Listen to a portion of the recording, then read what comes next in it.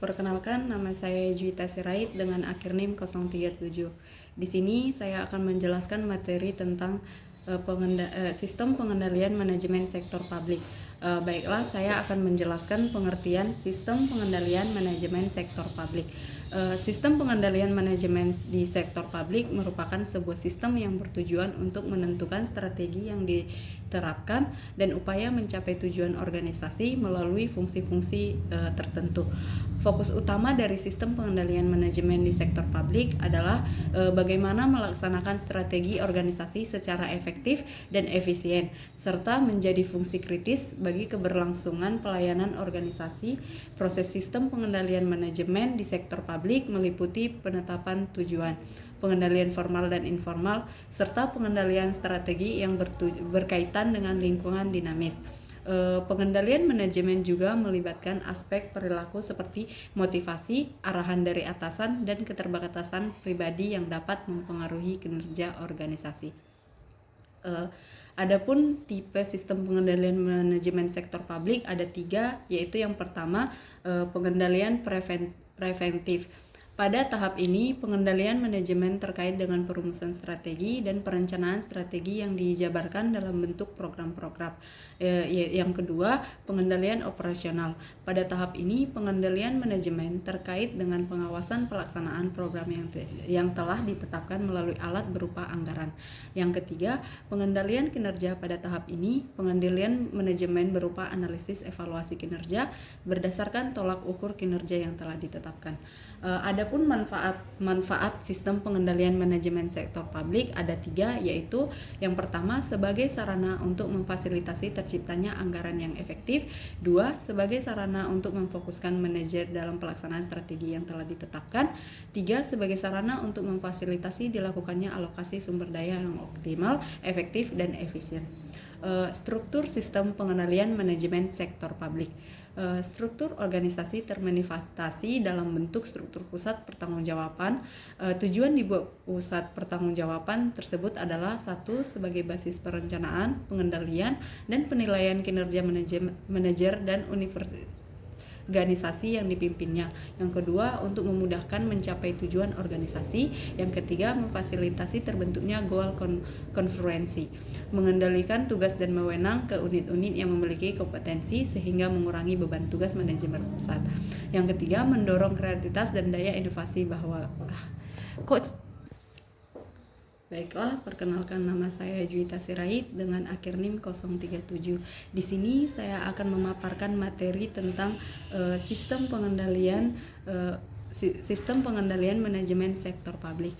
Di sini saya akan menjelaskan pengertian dari sistem pengendalian manajemen sektor publik. Sistem pengendalian manajemen di sektor publik merupakan sebuah sistem yang bertujuan untuk menentukan strategi yang ditetapkan dan upaya mencapai tujuan organisasi melalui fungsi-fungsi tertentu. Fokus utama dari sistem pengendalian manajemen di sektor publik adalah bagaimana kita melaksanakan strategi organisasi secara efektif dan efisien, serta menjadi fungsi kritis bagi keberlangsungan pelayanan organisasi. Proses sistem pengendalian manajemen di sektor publik meliputi penetapan tujuan, pengendalian formal dan informal, serta pengendalian strategi yang berkaitan dengan lingkungan dinamis. Pengendalian manajemen juga melibatkan aspek perilaku, motivasi, arahan dari atasan, dan keterbatasan pribadi yang dapat mempengaruhi kinerja organisasi. Tipe sistem pengendalian manajemen sektor publik itu ada 3. Yang pertama, pengendalian preventif. Pada tahap ini, pengendalian manajemen terkait dengan perumusan strategi dan perencanaan strategi yang dijabarkan dalam bentuk program-program. Yang kedua, pengendalian operasional. Pada tahap ini, pengendalian manajemen terkait dengan pengawasan pelaksanaan program yang telah ditetapkan melalui alat berupa anggaran. Yang ketiga, pengendalian kinerja. Pada tahap ini, pengendalian manajemen berupa analisis evaluasi kinerja berdasarkan tolak ukur kinerja yang telah ditetapkan. Adapun manfaat sistem pengendalian manajemen sektor publik ada 3, yaitu 1. Sebagai sarana untuk memfasilitasi terciptanya anggaran yang efektif, 2. Sebagai sarana untuk memfokuskan manajer pada pelaksanaan strategi yang telah ditetapkan, 3. Sebagaimana sarana untuk memfasilitasi dilakukannya alokasi sumber daya yang optimal, efektif, dan efisien. Di sini saya akan menjelaskan struktur sistem pengendalian manajemen sektor publik. Struktur organisasi terinvestasi dalam bentuk struktur pusat pertanggungjawaban.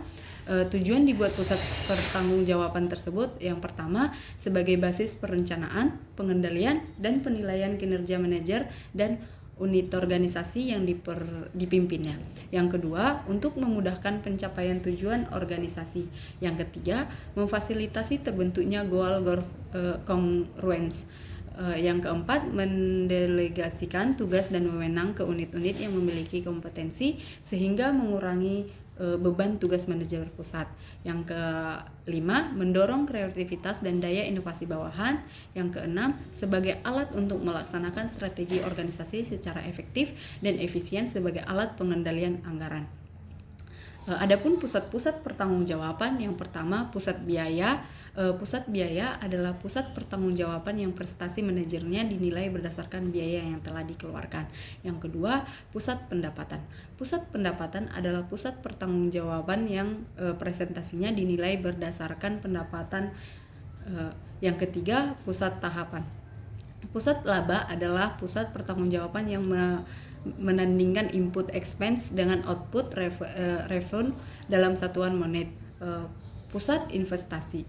Pusat investasi adalah pusat pertanggungjawaban yang prestasi manajemennya dinilai berdasarkan laba yang dihasilkan terkait dengan investasi yang ditanamkan pada pusat pertanggungjawaban yang dipimpinnya. Pusat pertanggungjawaban merupakan alat sangat vital untuk pelaksanaan dan pengendalian anggaran.